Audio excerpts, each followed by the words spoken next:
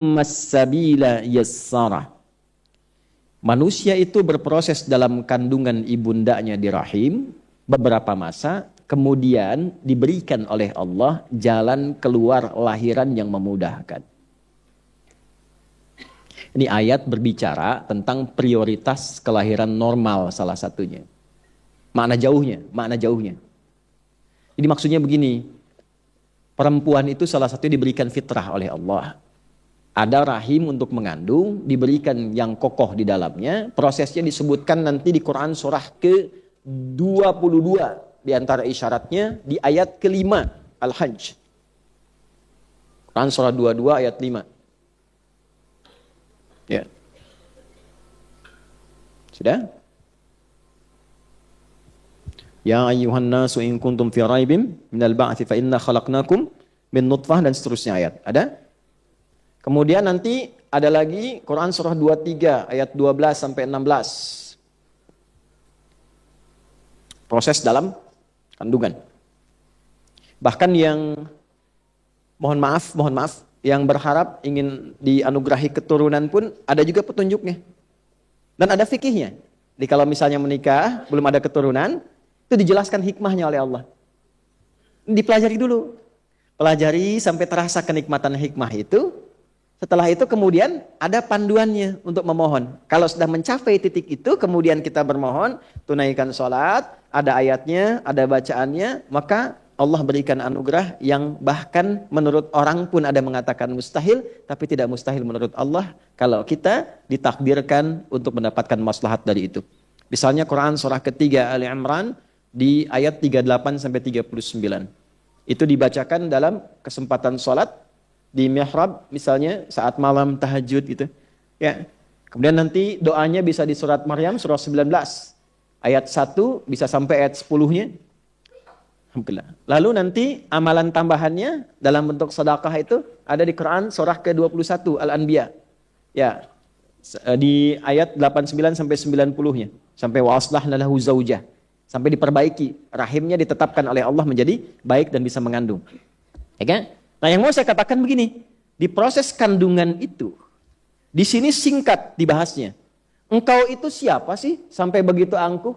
Padahal asalnya cuma dari, mohon maaf, sperma yang terpancar bergabung dengan ovum, sesuatu yang rendah, yang kecil itu jadi sombong. Ya? Tapi di situ Allah berikan rahmat. Allah berikan rahmat. Dari engkau yang terhina kecil, aku rawat. Qaddarah, aku berikan masa yang terawat di dalam rahim. Sampai diminta berpikir lagi. Coba saat engkau dikandung oleh ibundamu di rahimmu, siapa yang memberikan makanannya? Siapa yang mengatur jalan kotorannya keluar? Siapa yang memberikan oksigen masuk ke dalam dirimu? Yang memberikan nafas pada dirimu? Dari mulai kecil dirawat, diberikan yang terbaik, dirawat oleh orang, disampaikan oleh orang, ya, dikandung oleh ibu, dilahirkan, disambut oleh orang-orang yang bahagia ketika lahiran. Detil dalam kandungannya, Quran surah 22 ayat 5. Tahapan-tahapannya, Quran surah 23 ayat 12 sampai 16. Kan? Setelah itu tsummas sabila yassarah, dari kandungan itu dimudahkan pun untuk kelahiran. Jadi, untuk bimbingan para bidan dan SPOG ini, coba diperhatikan detil ayat ini, ada petunjuk kelahiran yang mudah dengan normal. Kalau orang dipandang bisa lahiran dengan normal yang mudah, jangan dipersulit dengan metode lain. Maaf ya kalau kalimat saya ini agak dalam. Jangan ngejar target tertentu dengan mengorbankan orang lain. Taruhannya nyawa. Dosanya besar itu. Catat ini ya. Awas nih, SPOG kalau ditarget sama rumah sakit tertentu atau hal tertentu hanya untuk memenuhi kebutuhan obat, target ini terus melukai orang, itu dosanya luar biasa itu. Haram hartanya itu yang dimakan. Udah tahu ibunya bisa lahiran normal, biayanya murah, baik, darahnya bagus dan sebagainya, dipaksa untuk sesar misalnya. Ya, ini bukan masalah anti sesar atau anti normal, bukan. Yang dimaksudkan kalau ada kemudahan untuk orang, mudahkan, jangan dipersulit. Termasuk dokter lain juga begitu. Kalau bisa berikan obat yang baik, yang murah, yang berkualitas, yang bagus, jangan bebani. Masuk yang punya rumah sakit tuh. Orang nggak nginep disuruh nginep. Hah? Diatur visitnya. Padahal bisa visit jam segitu, visitnya tengah malam. Saat kuntilanak bertebaran dia datang tuh. Jangan begitu. Gak tahu suruh pulang masih kasih obat lagi. Ini saya agak keras ini. Ada kawan kami sahabat saya. Bapak Ibu, di pesantren satu kamar. Orangnya pinter. Pinter matematika, pinter hitungan, macam-macam. Orangnya baik. Sakit flu. Kasih obat, jadi sakit telinga. Sampai sini aja bisa senyum, tapi setelah itu bisa marah. Konsultasi ke THT, dikasih lagi, kuat lagi, telinga makin sakit. Nyambung ke saraf. Sarafnya error sampai membentur-benturkan kepalanya ke tembok. Sampai nggak sadar, sampai meracau. Begitu berujuk lagi, dirujuknya ke rumah sakit jiwa. Marah kita sebagai temannya dengar itu. Dosa itu. Dosa. Kok bisa gitu begitu? Nah, makanya yang pendidikan koas dan sebagainya, tata dengan baik itu. Nanti kalau terlalu ditekan dengan cara yang tidak baik, melahirkan dokter-dokter yang tertekan juga pada akhirnya. Nah, rumus tekanan di fisika itu banding lurusnya dengan gaya di hukum Pascal itu. F berbanding lurus dengan P. Semakin banyak gaya, semakin banyak tekanan. Gitu. Ya, pola hidup. Ini maaf ya, saya cerita begini. Karena ini bukan nafas Quran, apalagi mengaku muslim. Nggak bagus. Ditanya, kutilal insan. Kok kamu bisa jadi begitu?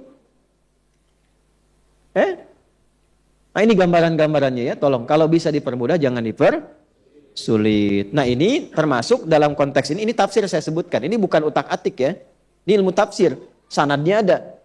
Maka yang pertama tafsirnya, tsummas sabila yassara. Bahkan aku mudahkan jalan lahirmu ketika engkau kurawat dalam kandungan ibundamu supaya engkau tumbuh menjadi pribadi yang lebih baik. Kenapa kemudian setelah tumbuh jadi hebat, dapat sesuatu jadi angkuh? Ini tafsir yang tadi. Pendalamannya tsummas sabila yassara, bahwa Allah berikan jalan yang mudah, Allah saja mudahkan. Kenapa manusianya persulit? Jelas sampai sini? Paham ya? Nah, ini mohon maaf ya, ini karena sayang, bukan karena yang lain-lain. Ya, sayang tuh sayang ilmu. Kalau sayang hati untuk istri dan anak-anak saya. Yang kedua, tsummas sabila yassara, juga ada tafsir yang kedua, yaitu menunjukkan jalan kebaikan dan keburukan. Itu diantaranya dari Quran surah 76 Al-Insan di ayat ketiga. Quran surah ke-76 Al-Insan. Halaman berapa? 587 ya kalau nggak salah, sebelah kanan bawah. Ayat nomor 3. Hal ata 'alal insani hinum minad dahri lam yakun syai'an madhkura. Manusia-manusia yang sibuk. Al-insan itu manusia yang merasa sibuk. Ya, kesibukan yang dijalani dari bangun tidur sampai tidur lagi itu insan. Manusia 5 nama ya. Kalau disebutkan akhlaknya, kelembutannya, fitrahnya itu ins. Lawannya jin. Ya ma'syaral jinni wal ma khalaqtul jinna wal. Nah, pasangan ini disebutkan 18 kali di Quran. Jin itu menunjuk pada satu yang tersembunyi, tidak nampak. Semua yang dari jin dan nun itu tersembunyi. Kecuali jun. Ya. Nah, jin tersembunyi. Janin tersembunyi. Jannah belum tampak. Semua yang dari jim dan nun itu tidak nampak. Jelas? Jin kenapa disebut jin? Karena fitrahnya tersembunyi. Jadi kalau ada jin melakukan penampakan, itu jin sedang punya masalah. Dia keluar dari fitrah. Ya? Apalagi manusia yang cari-cari penampakan, jin, itu error. Jangan dirujuk gitu. Ya. Karena jin yang nampak pun sudah bermasalah. Makanya orang-orang yang sering cari penampakan jin, pasti hidupnya penuh masalah itu. Fazaduhum rahaqa. Ya. Sebaliknya, tampak, kelihatan. Ini tampak. Ya, tampak wajah, pulang tampak punggung, itu ins. Makanya kalau ada manusia yang senang sembunyi, suami ibu masuk rumah sembunyi-sembunyi. Nah, itu sama dengan ibu yang bilang sendiri. Ya, sama dengan sedang punya masalah. Lihat teman di jauh dari gang, tiba-tiba sembunyi cari jalan lain. Nah, itu sedang punya masalah. Suami buka handphone sembunyi-sembunyi ke kamar mandi. Nah, itu sedang ada masalah itu. Gampangnya begitu. Tapi yang kedua, ins itu juga dari kata anisa, anusa, sesuatu yang lembut. Lembut, yang baik, yang ramah, yang sopan. Makanya dari lahir itu dengan kelembutannya disayang banyak orang dari rahim siapapun. Masya Allah lucunya, lembut. Ya, dia tumbuh bergerak aja, jalan, ketawa orang. Dia senyum, kita ikut ketawa. Dia ketawa, kita makin ketawa. Fitrah, karena lembut. Ya kan? Dulu di TV-TV dulu, tahun 90-an, ada anak baru bisa berdiri, terus nyenggol pot neneknya yang vas bunganya itu paling dia sukai. Yang kalau kena sama anaknya, pasti kena marah anaknya. Tapi karena cucunya ini lembut, begitu disenggol, jatuh pecah, neneknya nggak marah. Malah neneknya ketawa dan mengatakan, cucuku sudah bisa berdiri. Masih ingat nggak Bu iklan itu tuh? Oh, maaf ya yang baru lahir sekarang nih. Wah itu zaman-zamannya TPI ada Benteng Takeshi itu soal